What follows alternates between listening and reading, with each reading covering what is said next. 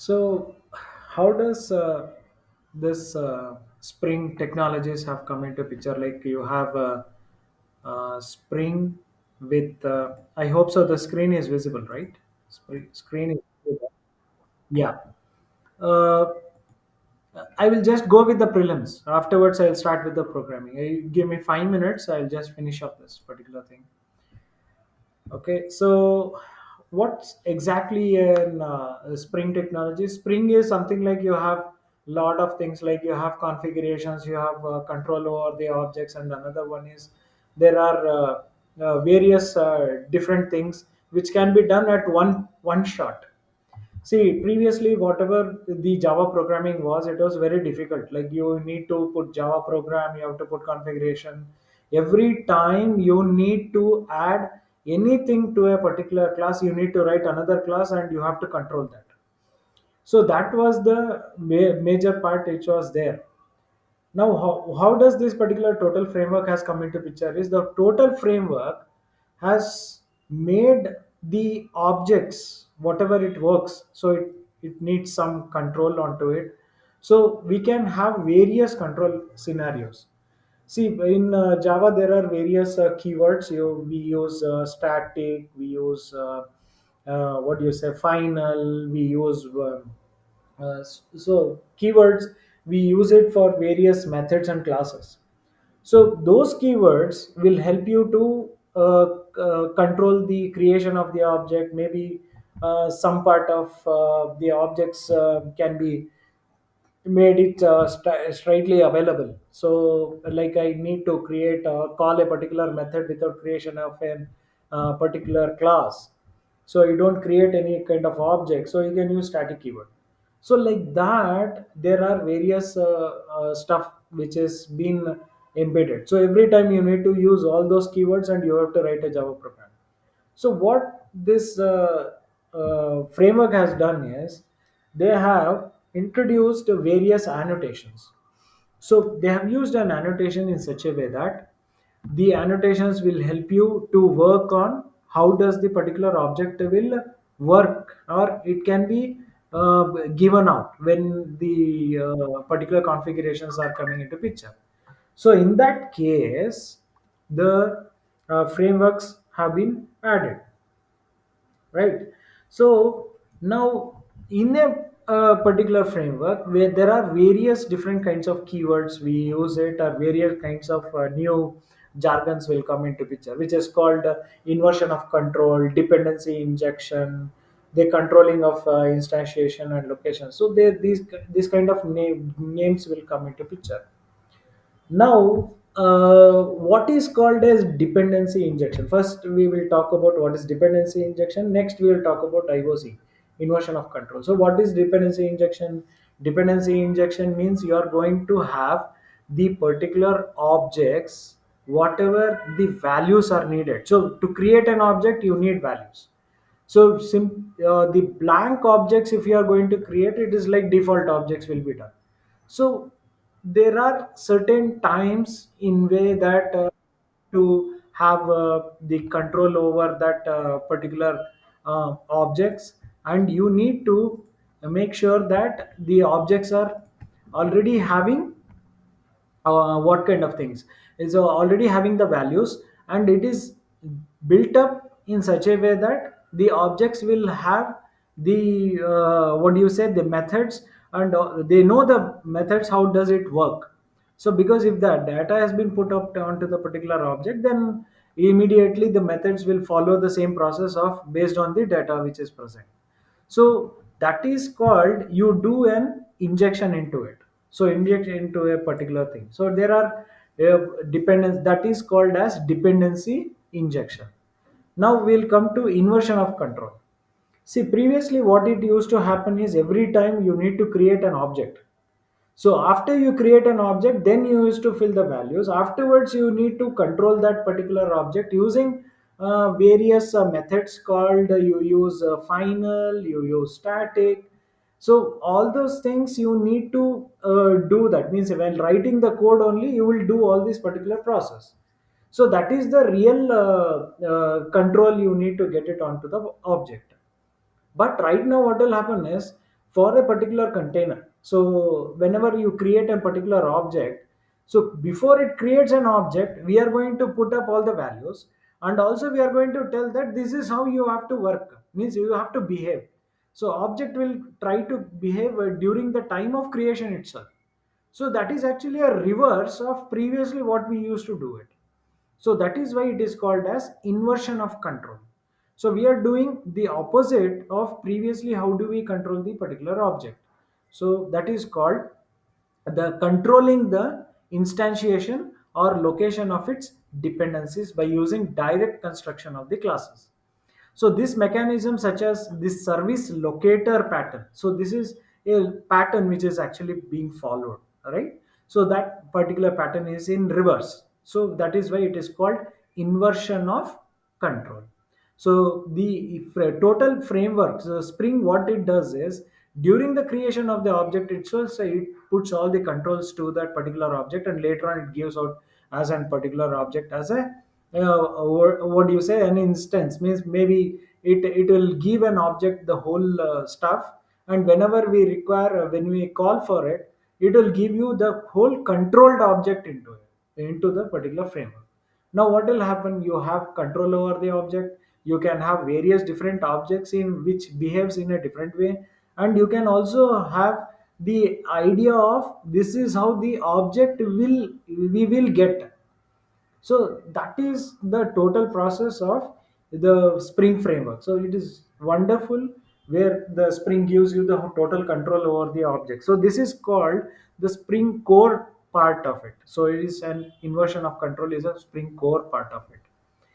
Next, what is a container overview? So what is a container? You have studying in Spring core, you have container which is called as application context. So application context is your interface. See, what is an interface? Interface has only a body. It's a structure. That's all. You don't have any kind of rest of the body which is present inside the methods and all. So it is like only a structure which will be put up. So that is why, see, when we put up an interface, so there you can write your own instantiation, or you can implement the methods in whatever way you wanted, but the structure will remain same. So that is where the interface will come into picture. So the major structure which is interface which come into picture, which is called as application context in a Spring IOC container. What do you mean by a container? Container is group of the classes which is actually works in a dependent way. So it is having independent way of working, and it is responsible for instantiation, configuration, and assembling the beans. So that is how we are going to see with how does the beans will work. See, what is a bean exactly? Bean means you are having an values with respect to setter and getter methods. This is an easiest way where I can understand with respect to the beans. Previously, it used to call as Java beans. Java beans because the beans has been written in Java, so it is called Java beans. And also you have APIs, application program interfaces. So there are various methods to control a particular Java bean, where we can do introspection, we can as well as store the values, we can make it as an array. So there are various things we can work on that particular bean. So that is called as Java Beans API. That was previously was defined. Now it is completely embedded, and it has been liquefied inside this particular application context. So application context will do an instantiating, configuring, and assembling the particular beans into it. The container gets its instructions, how the objects will be created. So there are various ways where I can do a configuration of metadata using representation in XML or Java annotations. So we have to see both the places. One is called XML based and another one is Java annotation based. So we can see the how does the objects will work. Before that, there are several implementation which is called in application context. How do you take an XML file? So you take an XML file using means you are going to define a particular bean inside an XML file. So how do you define? You put up a file system XML application. That is one. There is another one which is called class path XML application context. So if your XML file is in the same project, so you can use class path XML. So next, if it is outside your particular application, you can use file system application. So next, how does this metadata is an the highest level information which is actually placed, and it will be converted to the Java. So I'll tell you how does it gets converted. Next, what is an exact container diagram? This is a major part where Spring IOC containers will work. So it is like for Spring inversion of control. How does the inversion of control will be done? So you are having configuration metadata. This is what I was telling, where XML type you can have configuration, or Java based configuration you can have. Next one is you have a simple plain objects. You can have setter and getter methods as one part of the beans, or you can have objects, classes which is defined with various methods. So those objects, classes which has been defined, I can control the instances which is coming out from that particular classes, and I can control make it an instance. So make it an what type of instance. So I can also define it where it has to work with various different applications wherever it is needed. I make it as some kind of scopes into it. So now Spring Container will take care of both the things. So it will take configuration and Poja files both into it, and it will produce us the full configuration system ready for use. So that is where IOC part of the objects will come out of the Spring Core containers. Next, how does the configuration metadata will come into picture? So you can have two ways. So that is what I was telling you, where you have two ways. One is XML based, another one is Java configuration based. So if it is an XML based configuration, you have to put a metadata configure inside the tag called bean, and the that set of beans will be put up into a level one, which is called as beans element. So that comes under XML based configuration. Next, when it comes to Java configuration, I cannot put XML file as a Java configuration, right? So I need to define it in Java only. So how do you do that? So we use it as at bean annotation. So we use annotations for that. So methods within an at configuration class. So you can use the both the ways where you want to configure. First, you have to tell about the configuration. Means you are going to tell that it is an configuration file, and inside that you can tell about at bean annotation. Next, this is how the XML configurations you are going to do it. So this is the part of the XML. This is a standard version, and you are going to get this from an internet only. So this particular part of how the beans should be defined, and what is XMLS, and those things you know it already. So we are going to define the classes inside this particular bean. So what is an ID? ID attribute is a string that identifies the individual bean definition. This is very much important. See, ID attribute is an identification for the individual attribute. Next, what is a class? Class is an attribute which you are going to place where is that particular class is exactly present. So both the things you are going to define it inside the bin, and you are going to put some configurations, right? So you are going to put some collaborators, and you are going to put some configurations and all, how to instantiate, how to work on it. So inside the bin tag, you are going to define. See, this is where you are telling about XML based configuration bean tag elements. Okay. So how do you access this particular bean XML file? You are going to access it using your what do you say, a class path XML configurations if you are defining inside the project. Okay. So this is your whole part of the configuration metadata. Next, how do you instantiate the container? So you can instantiate the container using application context. This is an interface. So this interface can take implemented classes, which is called class path XML application context, or you can have your any other which is called the other path XML application context. So you can use your what do you say, XML files in something like array kind of thing. So this will add up to an array. So you can have not only one XML file, you can have n number of XML files can be added. So in that, you can take one bean at a time. So you can take one bean at a time, but you can also take the service kind of thing. You can create a particular service, and in that particular service, you can add up one particular whole service. See, this is from the service. You are getting one bean and one bean class from there, how it exactly works and how it exactly, so all those definition will be there inside the XML file. Those things I will discuss. So this is how you can extract and you can put up into an particular configuration. You can put up those objects into a list and you can extract it later. So we will see how does the IOC core example will come into picture, and afterwards we'll talk about what are the bean definitions which is actually present into that.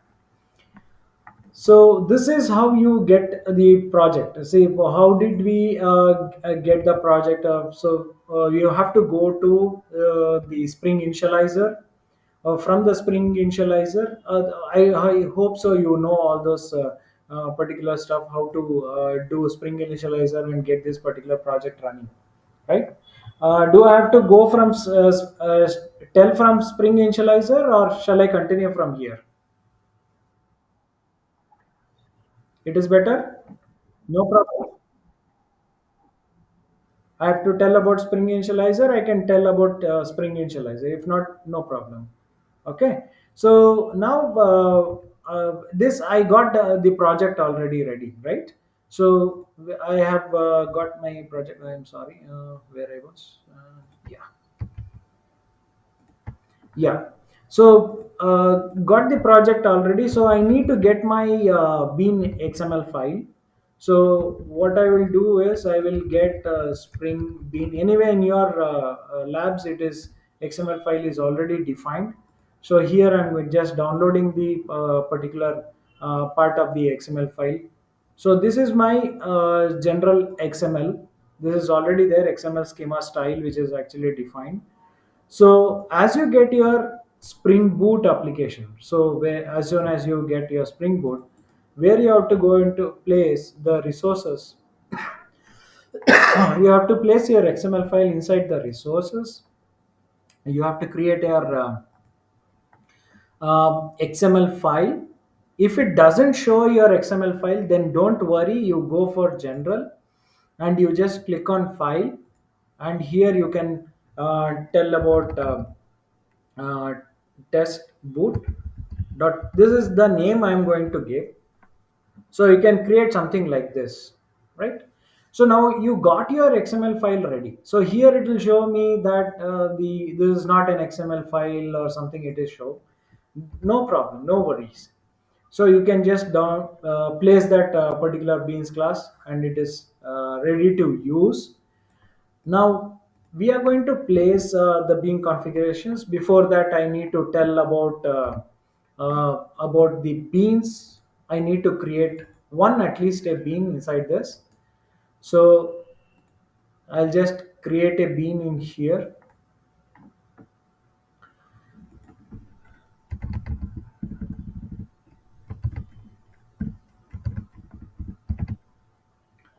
So I'll just tell about the books class.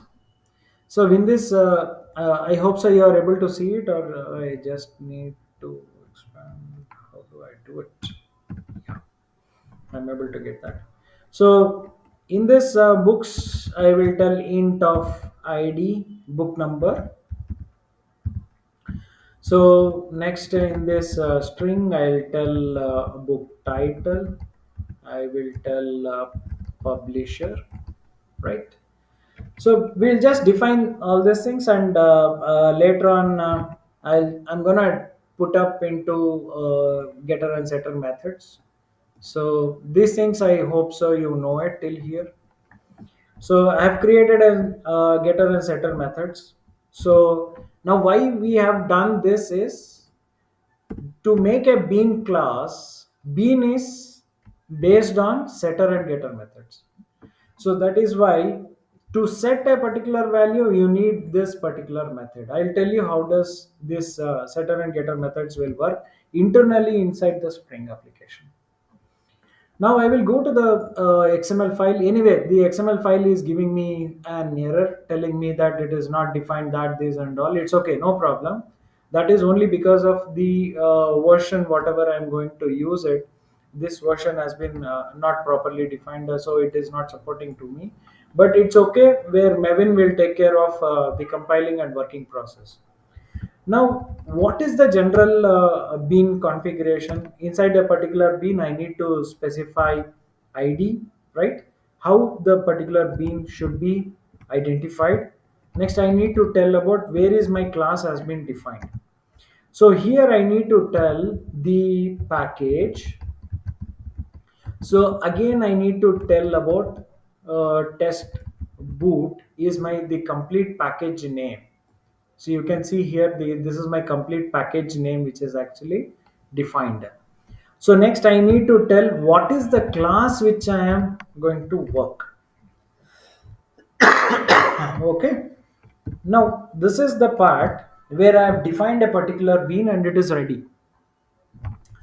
Now how do I get that particular bean? So it is looking like it is so easy with respect to the beam configuration. There is nothing to do with respect to the configuration. I have not done much of the configuration there.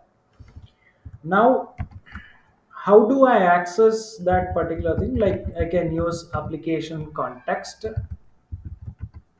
So this is my application context. So it is asking me, is that the application context? So it is done. Yeah, application context has been taken up. No problem. AC is equal to new of what is that I need. I'm going to use is class path, right? So class path application context, inside that I need to specify that where is my, what is the name which has given to the class, sorry, XML file. So this is what the XML file I'm going to give. Now, this is completely based on the XML configuration, whatever the XML has been defined, which is a raw file for Java. Java is not application based, right? So it is completely based on raw file. So it is reading a raw file. Next, afterwards, that raw file is actually converted to an object, and all the particular tags have been converted and it is taken into a configuration of an application context. Now please remember, application context is one for the application. Application context is one for the throughout the application. Okay, now you have taken the particular instance, it means that one object will be working for whole set of the beans. Okay, now I will take books as my class. So I will take AC dot get bean. So this is how the bean configuration will be done. So now you have books.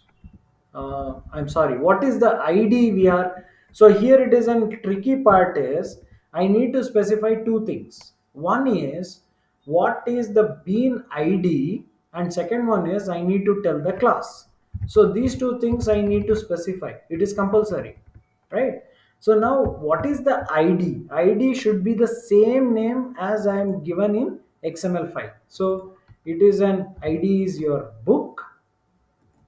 Okay, this is the same id, I'm going to use it, but you have to put it in double quotes because it is taking it as string. Now I need to tell that what is that class which you are going to convert.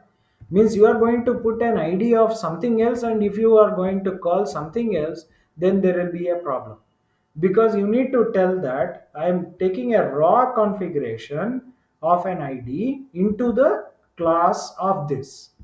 Now you can see that the objects which is getting done, so it is same as, it is same as writing this. There is no change in this because I didn't put any kind of configurations. I'm just getting taking an instance from the particular books object. That's what we need to understand. So this is same as that, both are same. Now because we have not put any kind of configurations, now if I try to display, so this object will not have anything. So b dot get number, if I do it for some time, so now it will give me nothing. It is as same as it is same as, if I'm going fast, you just have to stop me in some place where if you don't understand. Okay, so at b1 dot get, so it is same as this, right? Now I just want to run as an Java application. Now you can see that the both the things are same as usual, and it is giving me the same information, right? Now I just want to get the objects initialized as soon as it gets created. So there are various ways in which I can define it. So if you want to define the particular object initial values, you can do it inside this also. You can tell that this is my initial values and these are all the same thing. We can do that. But what does this XML file can be used as? So in a particular XML file, I can have the other set of tags which should be placed inside the parent tag. So that is called property. First, we will understand what is a property mean. What is a property mean? Property means that you are going to tell that what are the different variables have been defined. Variables have been defined. So this is what the property mean. And whatever the variable name you are going to give, it should be the same name as the variables you have defined. It should be the same. You cannot change it. So now you are going to I am going to tell that if you are going to put name, okay, now I am going to tell that I'm going to set up a value of 12. Now this is like you are going to set the value with respect to the particular property, right? Now I am just putting a property for 1. So like that, I will just add property to various things, right? I need to understand that what are the variable names I have given, so I will use the same name to it.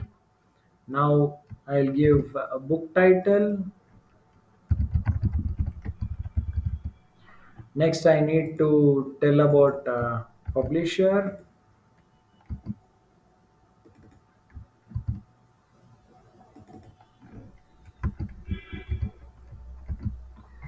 So this is what we are going to set up a particular object with the initial values.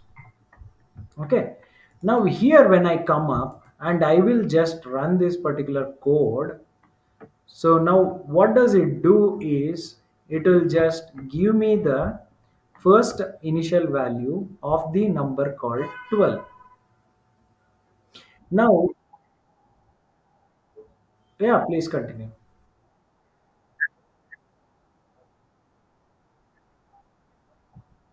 Yeah, that is like what does it do is you can also make it as type. There is another one which is you can use type. So you can also specify in here that what type of data it is there. Now, see, I will not go in depth still more. So here the value is 12. Suppose I will remove the quotes. I'll just save it. Now it is giving me an error. It's okay.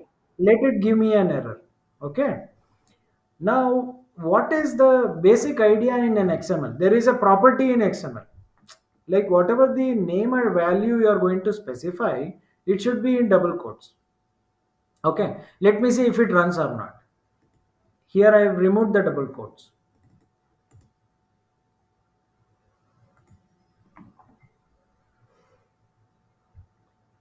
So if I remove the double quotes, what will happen? I'll tell you. If I remove the double quotes, it will actually tell me that the value associated element type property, it is not having any kind of value. So it is not able to read the XML file. I'll come from there. How does it identify? I'll tell you later. So the it is an invalid. This we need to understand first. Okay. Now if I put this particular as double quotes, now what is the property you are going to send? Here in a books, what is this is called? This is called setter and getter methods. Now what is that you are going to set? Integer value. Now it is doing a internal typecasting which is called string to int. It is an internal typecasting will be done. See, if suppose if I don't put setter and getter methods, this also I will tell you. If I don't put setter and getter methods and I will run the program, I hope so. See, this is what the thing is happening. It's okay. I will tell b dot number. Okay. Now it doesn't have. See, I'm taking from application context. How does the application context will work? That is what I'm telling you in here. I'll just run it.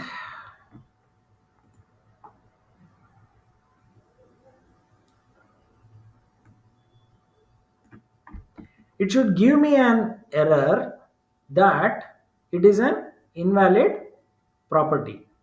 The bean property no is not writable or has a invalid setter methods. So who is calling the setter methods? By the Spring framework. Correct. Application context is calling the setter and getter methods. Now this is becomes a de facto standard. Now it has become a de facto standard for a particular program to run. Now it is compulsory for a particular bean to have setter and getter methods. Now this is actually a de facto standard to tell that Java bean has been defined. So who's gonna set? It is gonna set by the Spring framework only. I have put double quotes, then also it is able to identify that. So this is where internal conversion will be done. So this is what I wanted to show. Okay, your doubt has been cleared? Yeah. There are various other things. You can put type also. You can tell type and you can convert it. Even that those things can also be done. Okay. Now there is another one doubt. Sir, you are going to give me this particular object from a get bin. Does all the objects, whatever which comes out from there, gives me the same object, same values? Does it give me same object, or does it gives me different value? So these things we need to understand, right? So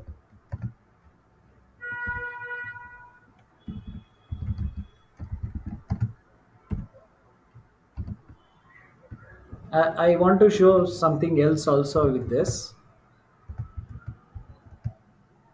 Okay. Okay, now what I am doing in here, b is an object, directly I am displaying. B1 is also an object which is directly displaying. Means what? It gives me an some kind of hexadecimal. Now I will just show you the exactly how does it work and what is an object, how does the object has been created. Now can you see this the particular difference? Is there any difference with respect to the object? No. Why there is no difference? Because by default, whenever an object is being created, the from the application context. So what does the application context will do is, if there is no restriction on a particular object creation, it will not take any kind of risk. It will give the single object throughout the application.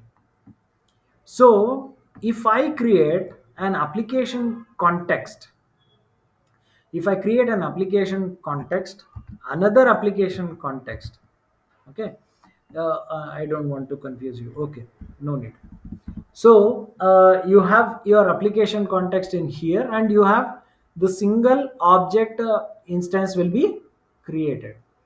And it is meaning that by default, whenever you are going to create a particular object with respect to same application context, and I have not defined any kind of rule for this particular object to be created, then by default what it does an singleton process.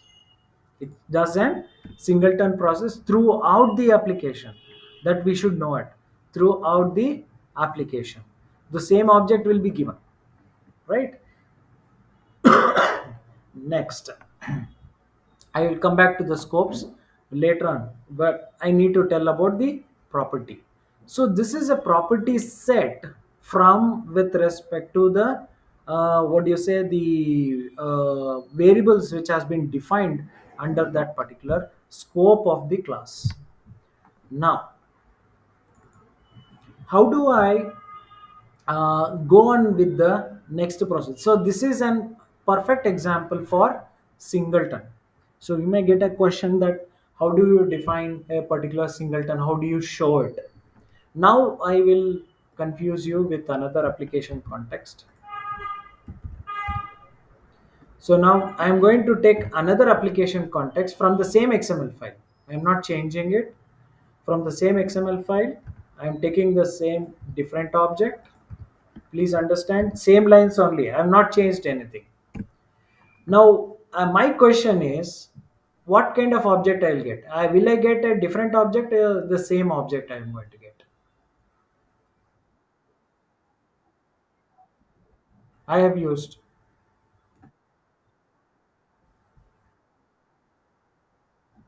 Will I get the same object or different object? Same. Anybody else? No? Same only. Okay. Different. Good. Different, same, different. Okay. Let us see. See, what did I tell? Application context is one for the throughout the application. So this is your application part. Now I have created another application. So I need to get another object. And but this object instance, whatever I'm going to get from this books class, it should be same for this whole application. Okay. I'll tell you again. When I run, you will come to know.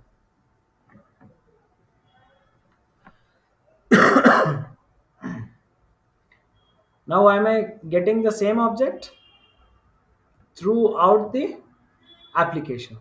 So I'm not getting anything new, nothing new. So I use an application context in one place. I'm having different object also, but whatever the bean which is gonna take it is the same object throughout the application, right? Now this is how it is called as an singleton object. Okay, I'm sorry, I have not given. Okay, okay, okay. I have to get different object here. I have not given. Yeah, I have to get a different object in here because it is the scope is different. Yeah, now I am getting. So I got confused. Good. So here I have got different application context. So I can use the whole application. See, for an example, when I can use this kind of thing is, uh, see, you are doing an inventory management system. So for in that you are using the same classes. And if you are going to do a marketing one, and if you are using the same classes, you can use different application context. But how does the objects will behave? Objects will behave same only. So you are actually keeping the objects behavior constant, and you are going to take different instances whenever wherever it is necessary. So that is where it is majorly needed for application context. Okay.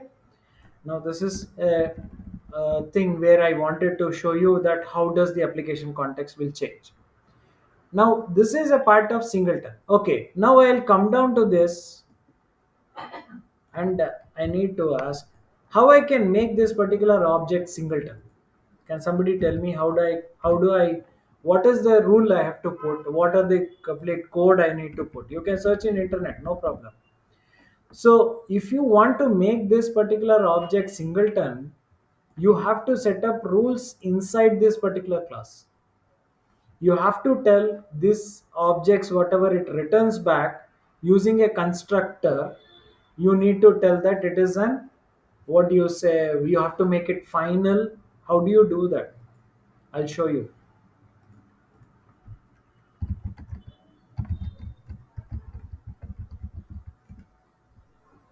Maybe I'm dragging too much, I'm sorry. I just want to show you what is the struggle they have done. Okay, that's all. So here, whatever the class has been defined, you can see here it has become private, right? Then another one is it has become static synchronized. Next, another one is it has become private static. Now, when we are doing this, when you make a constructor private, what will happen? Can somebody tell me, if I make a private constructor, what will happen? Cannot be created. Yes. Now object cannot be created. Now you tell me how to create an object. If an object, I have told that in a particular class a constructor has been defined means I can have my customized constructor. So I cannot do it with respect to default constructor. Now I cannot create the object. So what is the help they have done is they have used static keyword using get instance method to create an instance. So there is a control they have put in here. If the single instance of what type, static type, if they have done, then a single object will be created. Object will be created. Otherwise, it has to return the old object only. So this is what the total lines every time they have to write to make a particular class singleton. So for every class you have to make something like this. So the whole struggle has been reduced to an one line of code. Okay. So for a particular class, you can make one class as singleton directly without this much of struggle. You don't need to remember what is static. You don't need to remember why private onto constructor. You don't need to worry all those things. So they have made it as one part. Okay. So this is how the whole stuff has been done with respect to the singleton. Now, in an XML file, the properties has been set. Now, this is the way in which variables can be set. There is another one where there is a tag which is called as constructor arguments. So, where I can use the constructor of a particular class to set the values. To set the values. Now, I want to create a specific constructor. I constructor with the fields. Okay, so now this is my constructor with respect to the fields, and I'm also creating another method which is not at all related to this particular bean class, which is generating the to string with all the parameters which is present. Okay, so these are all the two things which I am going to put up. Now here with the constructor, so I don't want to use the setter and getter methods. Later on I want to use setter and getter methods, but it is there to access the object. I need this. So how do I initialize using the constructor which is public? It is compulsory. So I can use constructor arguments. I can tell index or name. Anything is possible. I can use index or I can use name. So if I'm going to use index, I need to put 0. This is my first index. And I need to put a value. So what is the value of first index? So it is like I'm going to put 13, comma. I'm going to, so this is my constructor argument with respect to the index 0. Like this, I will just put up 1. See, this is default. For every object, the values will be same. Okay, that is how we need to remember. So here, okay. So they, I can have index or I can have name. That is what I'm telling. Okay, now you are with respect to what you say, rocks. I'm just changing the name. So I can use index, or if you want to use the name, you can use name, but the name should be same as the constructor argument name. You cannot change that, right? Okay, so this is how you put up a specific constructor. You can create the object. Now I can see that the constructor will work first, or it will work with a property, right? So I will just make sure this doesn't work.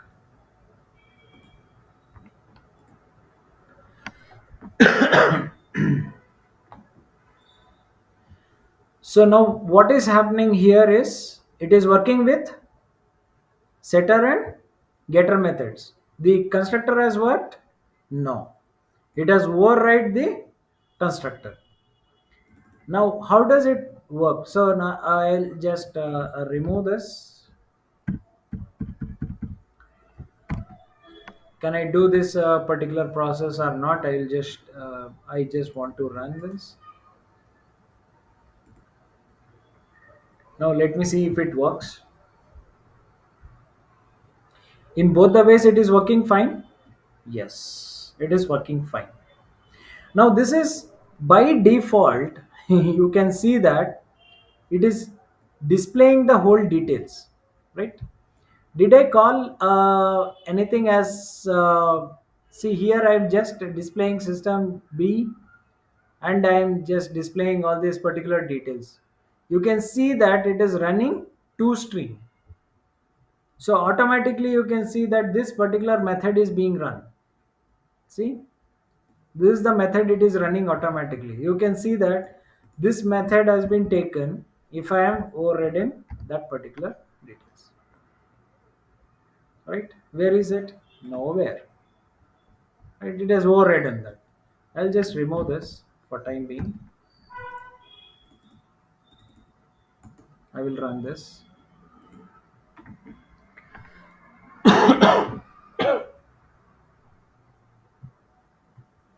Now you can see that whatever we are going to use, it has been displayed. Now, what did the B object? See, previously two string was there, right? Did you understand what did I do here now? Did you understand?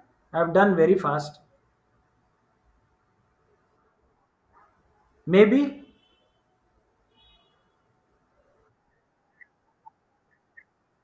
two string method. Yes, that is what I wanted to tell you. See, previously it was like the raw object, it is displaying. But when it is coming to B, automatically B has taken the wing to two string. This is what the magic of the Java programming, when certain things, certain methods which is actually present. Okay. How do we represent a particular object? They don't see, people don't want to see the objects in this way, right? Okay. Okay. Next. So what did we do is we have initialized a particular object using constructor based. Okay. And previously what did we do? We have initialized the particular object using property. So why did constructor did not work when property was there? Can somebody tell me that? Why did constructor did not work when property was there?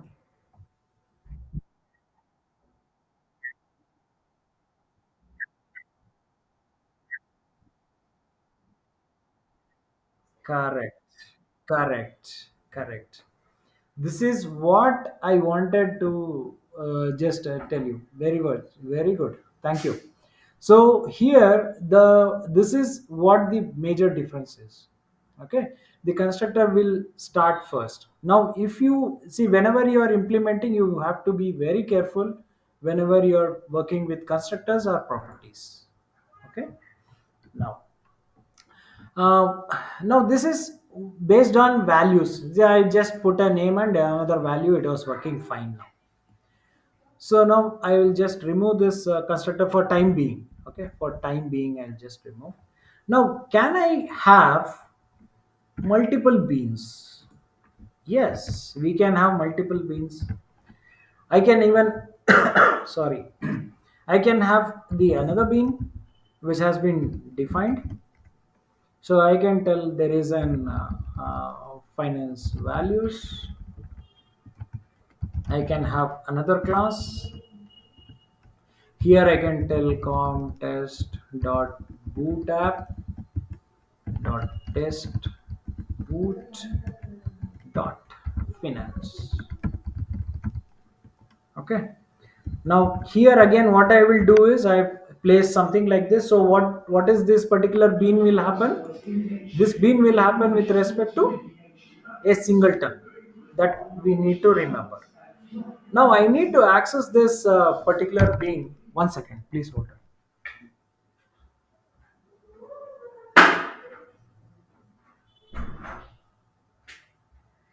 So what does this specific bean will happen is, if I want to access inside this particular bean, I can use property name as finance, and value, not value, reference is equal to finance. I hope so you are able to get this.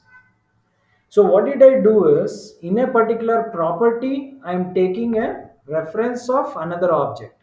The same thing I need to represent in the books in the particular class. So what I will do, I'll create a class called finance. Okay.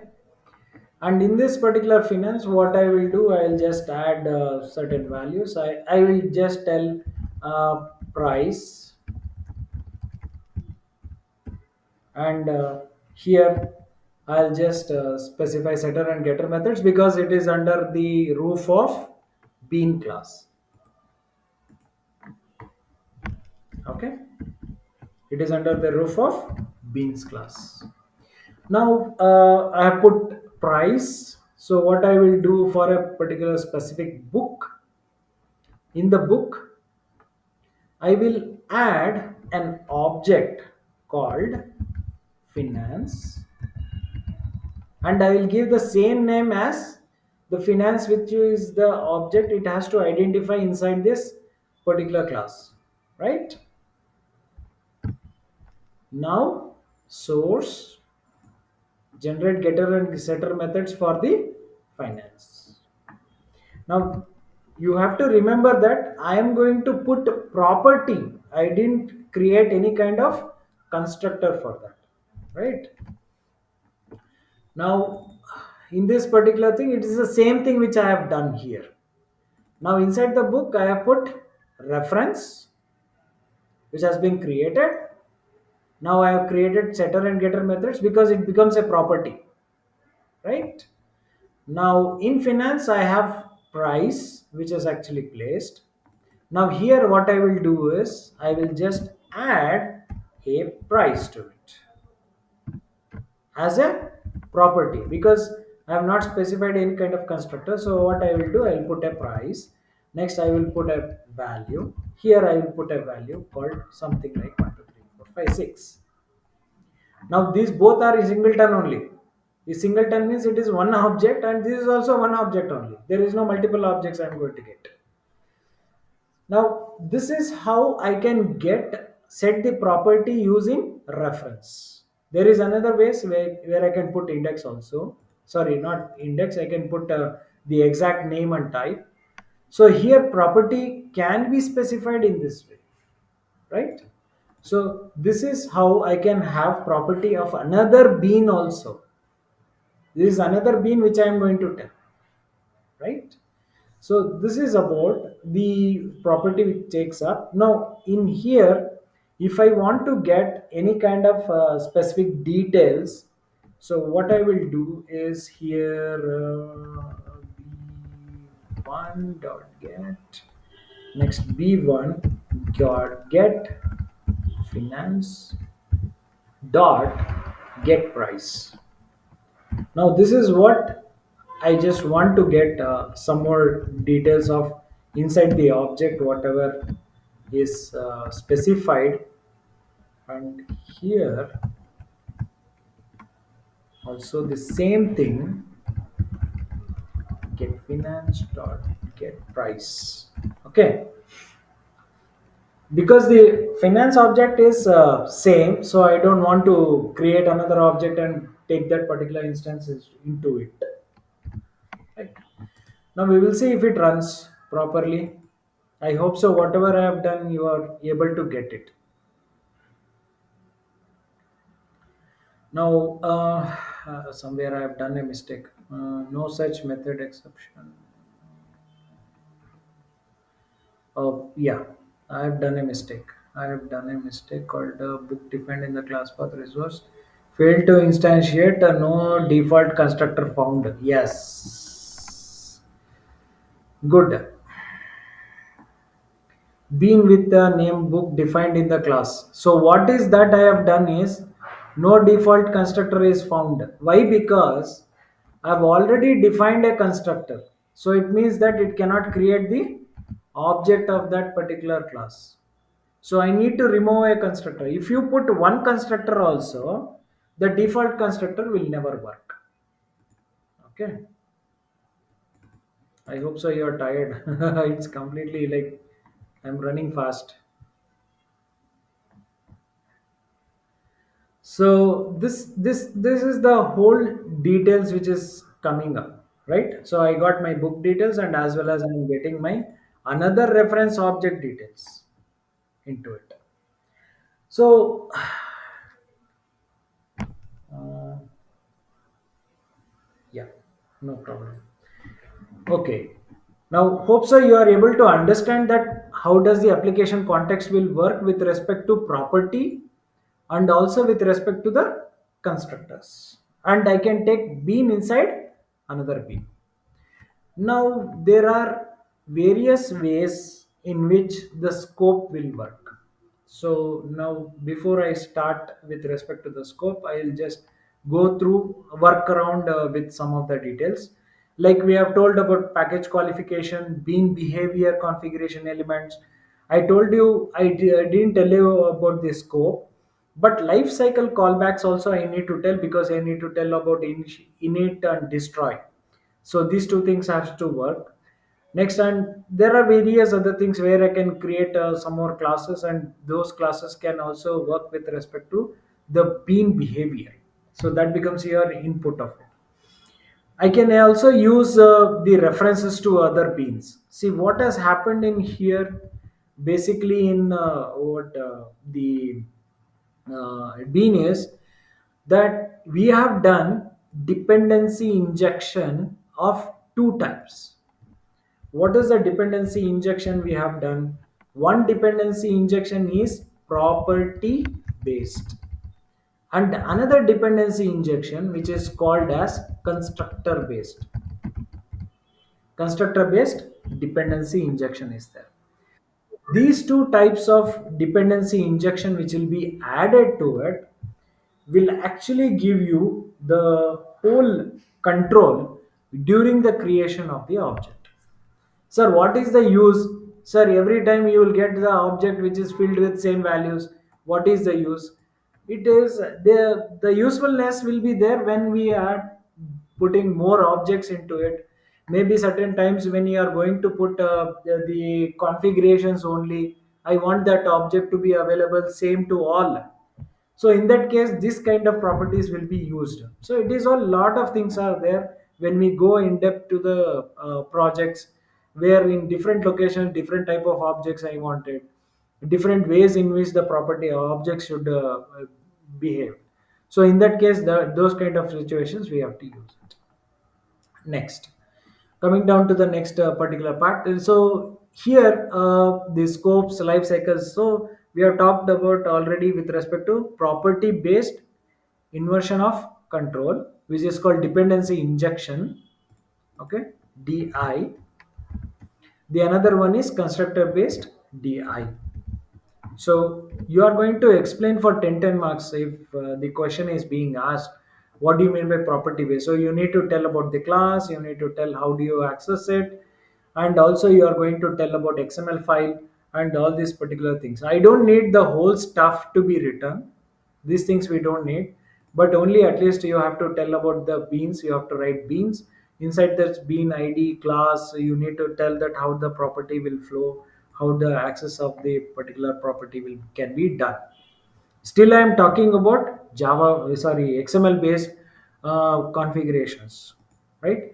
So this is how the Spring will work. You are going to put property, that is called your metadata configurations, and afterwards you are going to do a dependency injection in here only. So you are doing complete configuration on a Pojo file, right? Pojo objects. So this is where you are going to do the complete thing, right? So this is where the whole container will take care of it. Rest of the things is left to you. You can put array list and you can take multiple objects and you can take multiple instances. So you want to reframe it, divide it, you can do whatever you want from here, right? So this is where the container work has been done. Okay.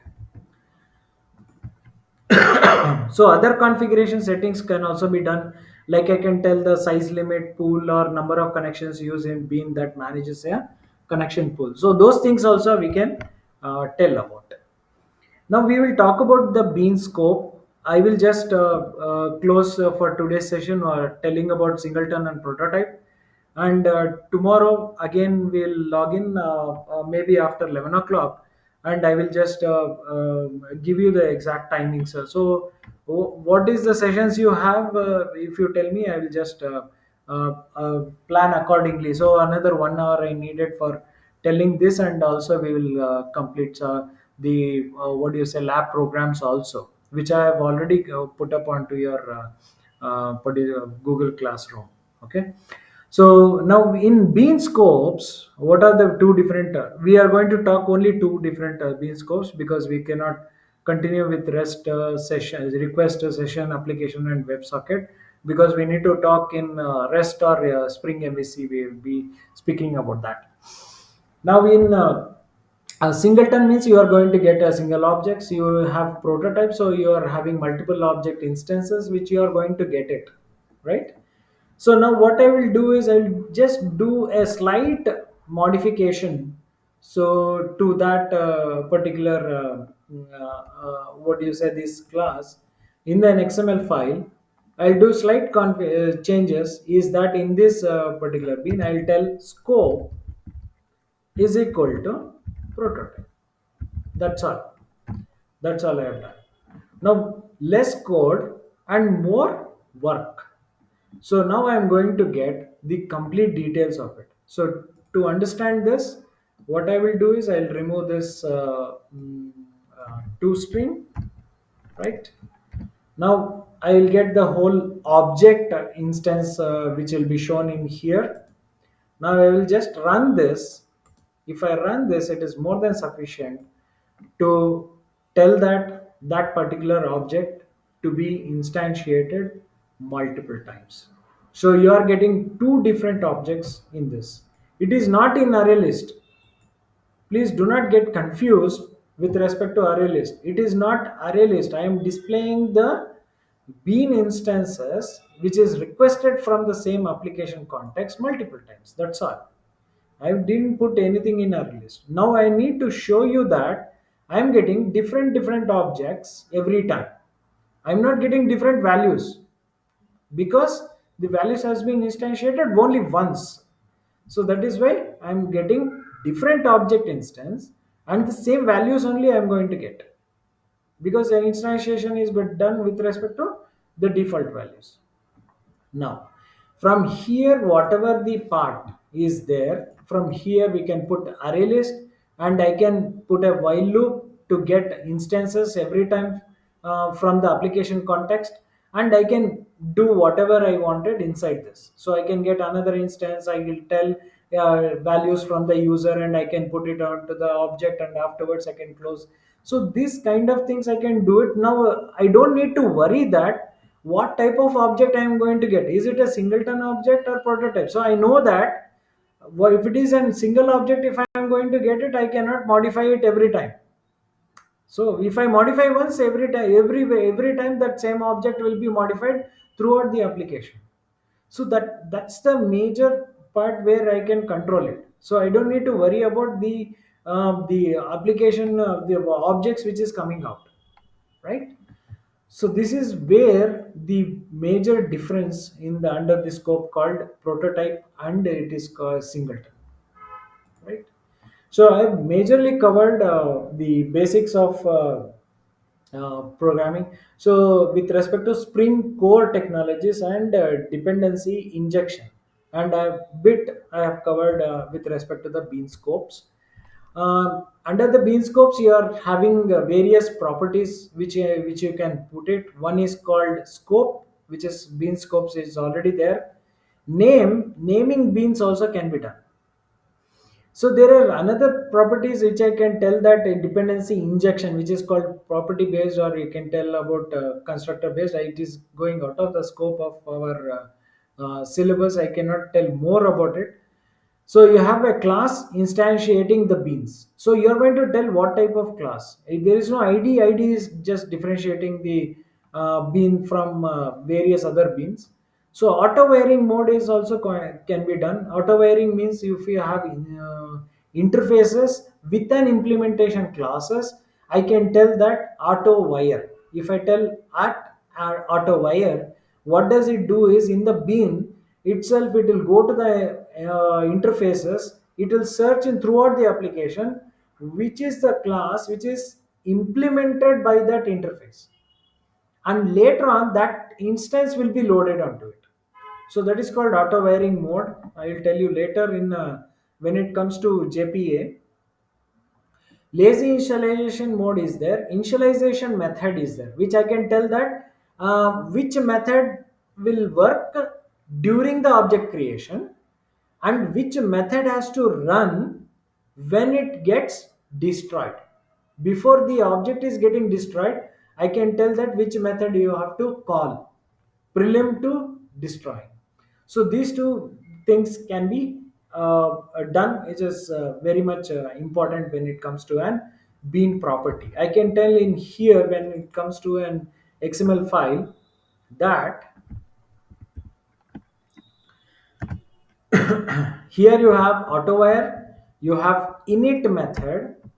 Okay, I can tell init method, I can tell init a method name directly. Have to specify, which I have to specify here with respect to the method name as init.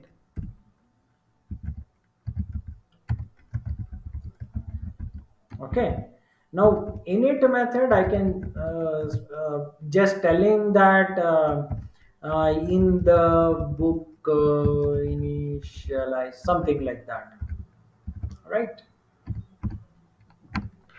So this is my init method which has been defined. Now I can tell I want to destroy it. So destroy method is there. In a destroy method, I will tell which method to destroy. Why we are using init method and destroy method to a particular bean? Can somebody tell me that? By the time I'll finish off this, anybody is here? Somebody tell me. Destroy method and init method. Why we need it?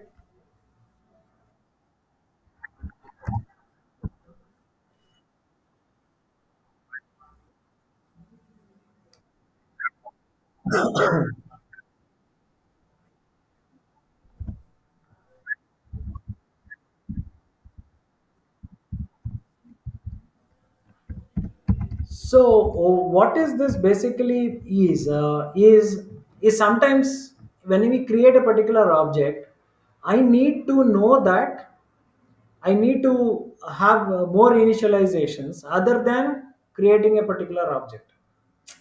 Okay, for an example, you have a Tata Sky set-top box at home. So what are the initial methods it is needed whenever it starts? So it needs the configurations to be loaded. Later on, it has to load the whole program which is coming from satellite. So all those things will become after the object creation. Next initialization will be done. That we need to understand. Next, when the destroy method will be called when the object is getting garbage collected. When it is getting garbage collected, during that time, for an individual object, these things will work. Okay.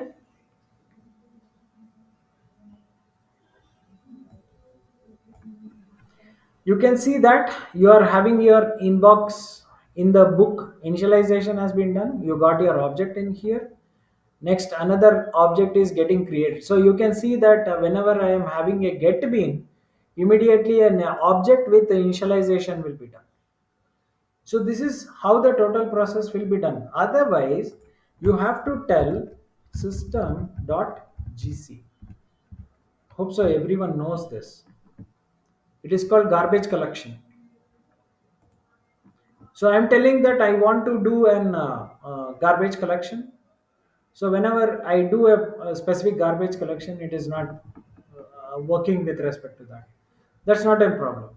So internally, this particular garbage collection will automatically will work. I'll show you where b dot this I will tell you.